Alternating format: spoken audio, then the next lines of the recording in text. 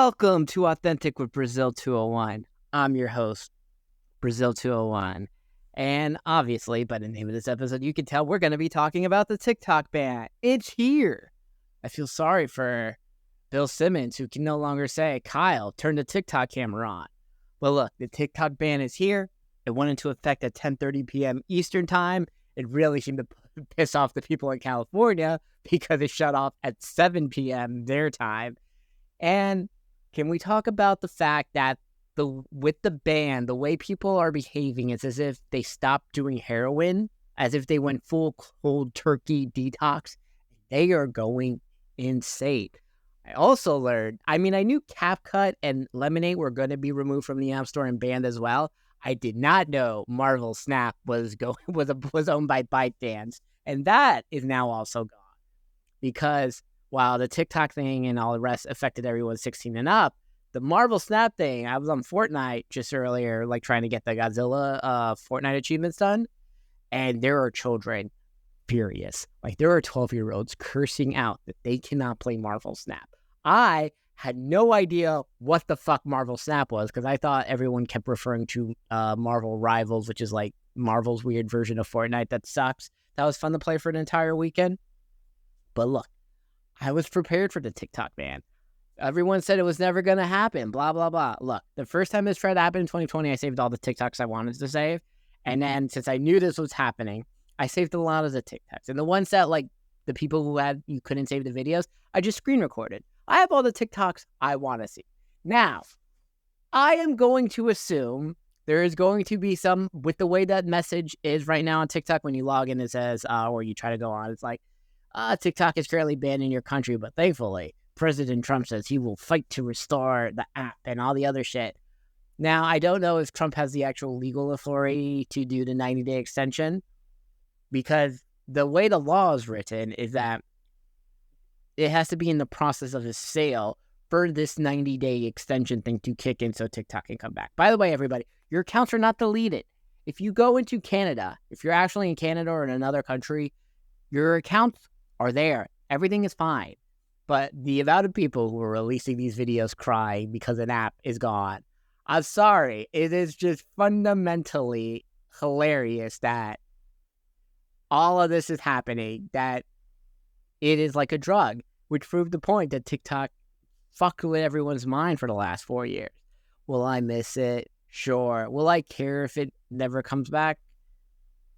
Not really. I'm going to have to figure out what am I supposed to do while I wait for the ferry now. For the last 2 years, I would do all the TikTok dances for the 20-minute ride while I wait for the ferry. Then I would rant in front of the camera, mocking the hot white girl who takes the ferry with me, who's super hot, bad spray tan, but she's definitely one of those who's been dating the same loser she was 18. Right? And she definitely knows who I am because, TikTok says when someone views your profile, and I saw that she's viewed my profile, even though we've never met. I know what her name is, and I know she knows what my name is, but we have never actually met.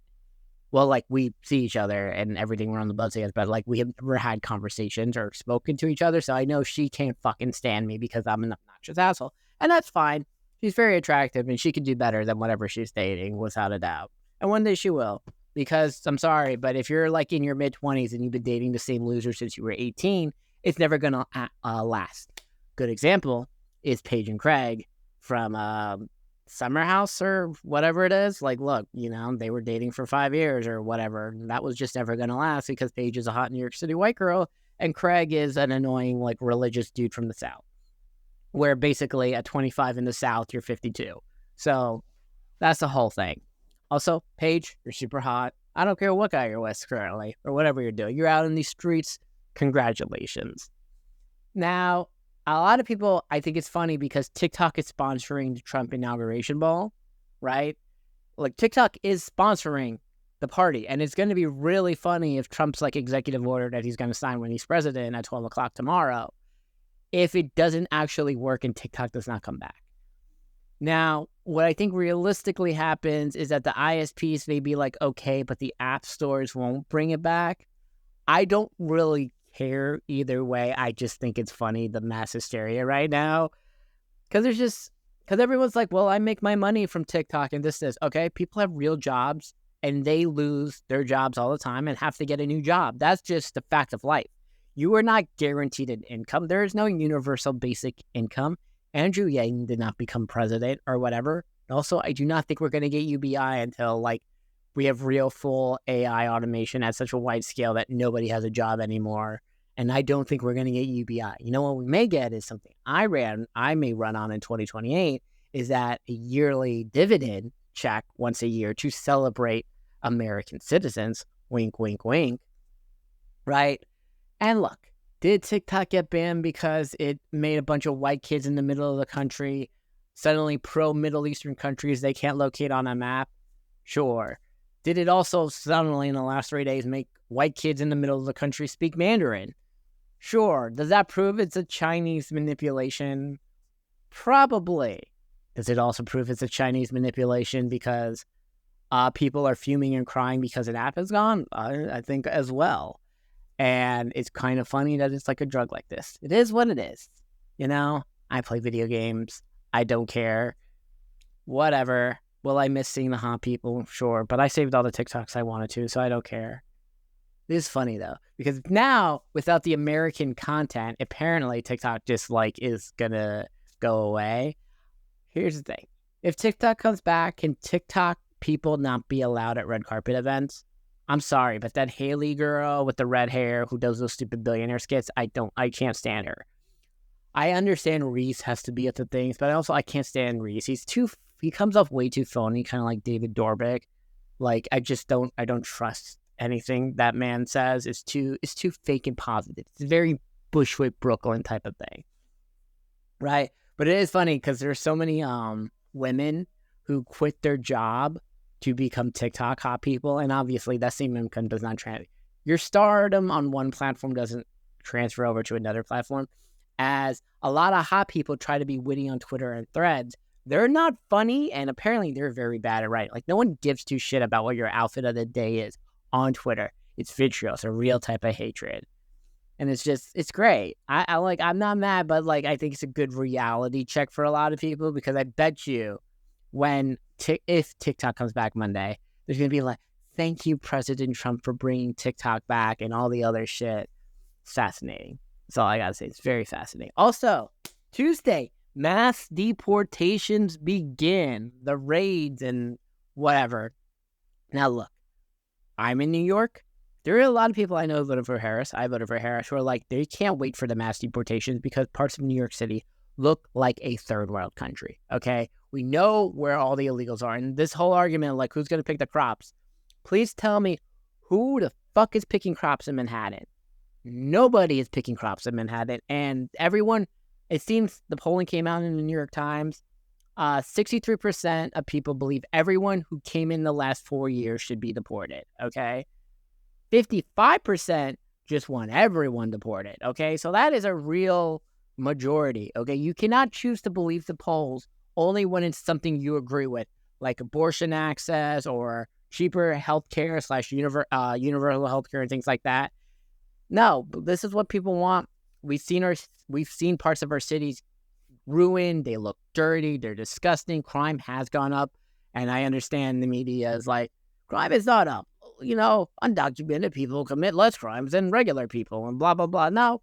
People want the mass deportations. Let it happen. And if the cities feel clean or whatever, it is what it is. Also, for the New York City mayor race, do not vote for the ugly fucking loser socialist Zoran. No. Andrew Cuomo 2025, okay? No fucking DSA ugly person should ever fucking win any election. Get those fucking losers out of here. Okay, they are cringe. They can go live in Bushwick and be annoying. The DSA people are incompetent. They're ugly, and they keep fucking claiming moral. They are the equivalent of the annoying Christian right in like the 2002 era. The only difference is that without religion, it's about their own bullshit values. They want everyone to force down people. I don't know, but here's the thing. The average person in New York, they want the mass deportations. They want the homeless people roundup. So thankfully, I think the average voter is going to be like, yeah, we're not going to vote for a fucking socialist loser. If the entire like city shifted right a lot. So Andrew Cuomo 2025. What else? Oh, Mike Lawler 2026. And then I guess on the California side, it looks like Bob Iger may run for mayor and Rick Caruso will run for governor. And hopefully Rick Caruso beats Kamala Harris, because Kamala Harris does not deserve any job because she burned $1 billion in 107 days. She's an incompetent woman. Okay, and I will never say sorry or apologize for any of my statements, because I will be the president of the United States and win the 2028 election. Okay, I will never. I will not let. I don't care. I'm going to attack the activists. I don't give a shit. I will not apologize for offensive tweets or anything, because the losers do not get to dictate the conversation. I dictate the conversation. Also, Severance is back. Great episode. Everyone should watch Severance. And what else? What else we got here? I'm trying to think. What I'm trying to think. I don't know. Oh, NFL games. I don't know if I should start doing this. Washington won, which is great. Good for them. The Lions were upset. I guess I'm kind of now rooting for the Rams to beat the Eagles because of the whole LA Fire thing, so that the Rams host the game next week.